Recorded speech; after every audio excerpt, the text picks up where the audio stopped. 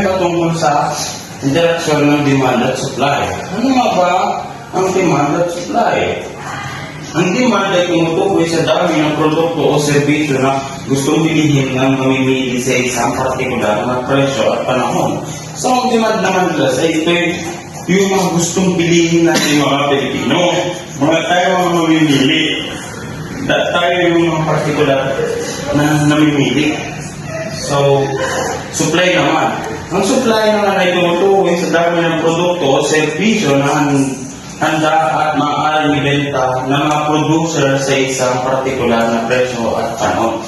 So, itong supply naman guys, ito yung mga kailangan nating mamimili na binibili natin kung saan-saan. Supermarkets, palengke, kung saan-saan man. So, dito naman tayo sa equilibrium. Ang pamilyan ay isang kaayusan kung saan kita ang organisadong transaksyon sa pagitan ng mamimili at nagbibenta. So, dito guys, itong equilibrium ay ito yung pagitan ng mamimili at nagbibenta. So, halimbawa class, ako ay mamimili. At yung ito naman ay siya yung nagbibenta. So, magtatawaran kami. Yan, magtutok kami. Usap-usapin na about sa presyo, okay. Hanggang sa mapunta kami sa magiging presyo.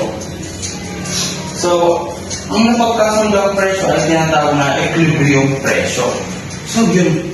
Ang equilibrium presyo guys, ito yung presyo na napagkasundan nyo ng mamimili at nagbibenta. So, susunod ay ang equilibrium dami naman.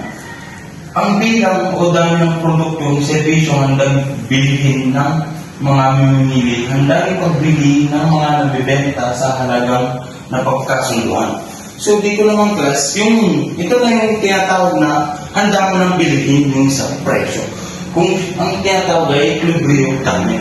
Yung napagkasunduan yung presyo, fix na yung class. Yun yung benta mo sa mamimili na ikaw yung nabibenta. Naintindihan ba class? So, meron akong ilang picture na ipapakita para sa inyo. So, ito, ang presyo ng sabon ay 60. Halimbawa lang ito, dami ng sabon ay 110. So, plus, anong napapansin nyo? Di ba pag ganyan sa bahalang? So, ibig sabihin nito guys, marami ang supply ng sabon. Kaso, ang presyo ay sasakto lang. Susunod naman ay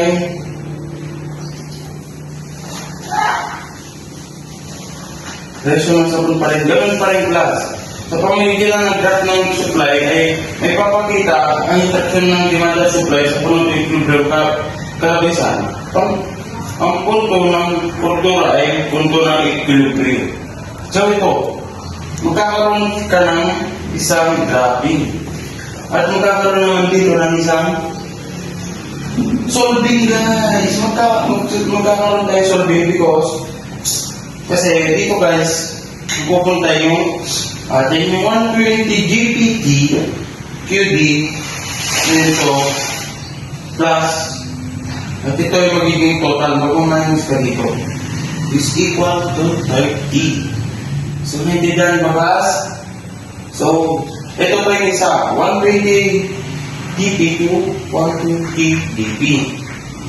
So, ganun lang yung process mo guys. Mag-compute ka at kung ano yung papalabas mo, yun na yun. So, hanggang yun lang. Thank you sa pakikinig class. Goodbye class!